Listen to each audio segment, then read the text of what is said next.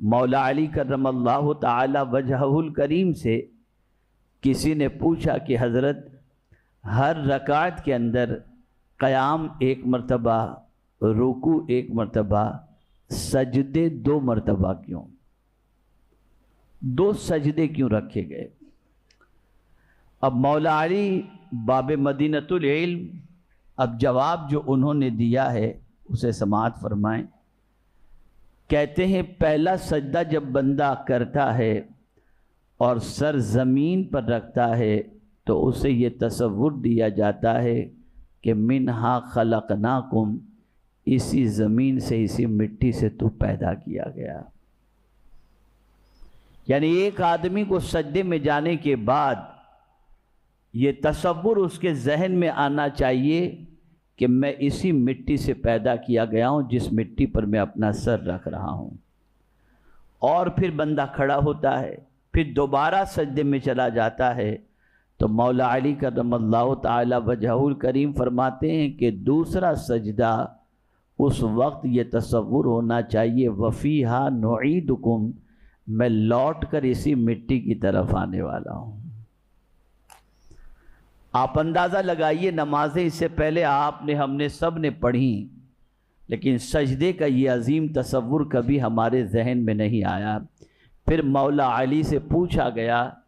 کہ یہ 2 سجدوں کے درمیان جو وقفہ ہے، تھوڑا سا رکتے ہیں، اس کی حکمت کیا ہے؟ تو مولا علی فرماتے ہیں یہی تمہاری کل عمر ہوگی، یہ تمہاری کل عمر ہے، اس کا تصور بتایا جاتا ہے۔ یعنی 2 سجدوں کے درمیان جتنا وقفہ ہے در حقیقت یہی ٹوٹل تمہاری عمر ہے۔ آپ اندازہ لگائیں میرے پیارے آقا صلی اللہ علیہ وسلم کے پیارے دیوانوں، ہم نماز بے شمار مرتبہ ادا کرتے ہیں اور کئی سالوں سے ادا کر رہے ہیں، لیکن ہماری نمازوں میں ہمارا دل کہاں رہتا ہے آپ بھی سمجھ سکتے ہیں اور میں بھی سمجھ سکتا ہوں۔ تو حضرت مولانا روم رحمۃ اللہ تعالی علیہ فرماتے ہیں کہ پہلی چیز 4 چیزوں کو سنبھالو، ان میں سے پہلی چیز وہ فرماتے ہیں نماز میں دل کو سنبھالو، کہ دل ادھر ادھر نہیں ہونا چاہیے۔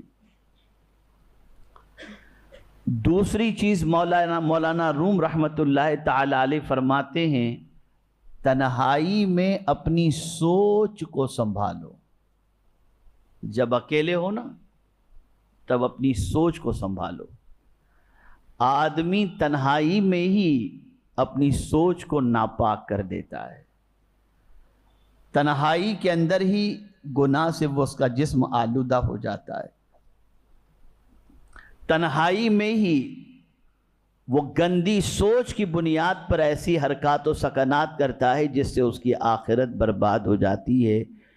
بہت سارے ایسے ہوتے ہیں، جملہ ذہن کے اندر اور بات ذہن کے اندر محفوظ رکھیں، بہت سارے ظاہری طور پر نظر آنے والے تو نمازی ہوتے ہیں، شریعت کے پابند ہوتے ہیں، لیکن اللہ رحم و کرم فرمائے جب وہ تنہا ہوتے ہیں تو کتنے بڑے پاپی ہوتے ہیں یہ وہی جانتے ہیں۔ بخاری شریف کی حدیث ہے، آقا کریم صلی اللہ علیہ وسلم ارشاد فرماتے ہیں کہ قیامت کے دن کچھ لوگوں کی نیکیاں تہامہ پہاڑ کے برابر ہوں گی۔ یہ سفید ایک پہاڑ، تہامہ بہت بڑا پہاڑ ہے، اس کے برابر وہ نیکیاں لے کر کے آئیں گے، لیکن اللہ تعالیٰ ان کی نیکیوں کو اڑا دے گا، جیسے ہوا اڑا دیتی ہے نا، ہوا منصورہ، یعنی کچھ نیکی کام نہیں آئے گی۔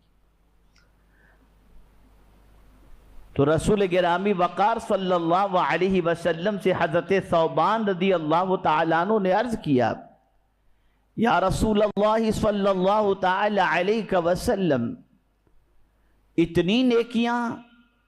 اور پھر بھی وہ نیکیاں کام نہیں آئیں گی اور ان نیکیوں کو اللہ عز و جل اڑا دے گا، ضائع ہو جائیں گی وہ نیکیاں، اس کی وجہ کیا ہے؟ تو جواب دیتے ہیں میرے آقا صلی اللہ علیہ وسلم ارشاد فرماتے ہیں کہ وہ نیکی کرنے والے لوگوں کے سامنے نیکی کرتے تھے، نماز اور شریعت کی لوگوں کے سامنے پابندی کرتے تھے، لیکن جب تنہا ہوتے تھے، اکیلے ہوتے تھے تو خدا کے حدود کی پامالی کرتے تھے اور خدا کی نافرمانی کے مرتکب ہوا کرتے تھے۔ بہت ساروں کے بارے میں آپ جائزہ لے سکتے ہیں اور بہت سارے لوگ خود اپنا جائزہ لے سکتے ہیں کہ وہ تنہائی کے اندر کیا کرتے ہیں، ان کی تنہائی کیسی ہوتی ہے اور وہ تنہائی میں کتنے گناہوں کے مرتکب ہوتے ہیں۔ ایک ناپاک سوچ انسان کو گناہوں کے دروازے تک پہنچا دیتی ہے اور انسان تنہائی کے اندر ہزارہا گناہ سے اپنے دامن کو آلودہ کر کے رب قدیر جل جلالہ کے عذاب کو دعوت دیتا ہوا نظر آتا ہے۔ تو تنہائی میں اکیلے جب ہوں تب سوچ پاکیزہ رکھیں، اس لیے اس عبادت کی بہت فضیلت ہے جو عبادت اکیلے میں تنہائی میں کی جائے۔ تنہائی میں جو عبادت کی جاتی ہے وہ عبادت اللہ کو بہت پسند ہے، اس لیے کہ اس میں پیورٹی ہوتی ہے، کسی کو دکھانا نہیں ہوتا۔ یہی وجہ ہے کہ روزے کا ثواب اتنا زیادہ جو رکھا گیا ہے، اس کی وجہ یہ ہے کہ آپ روزے سے ہیں،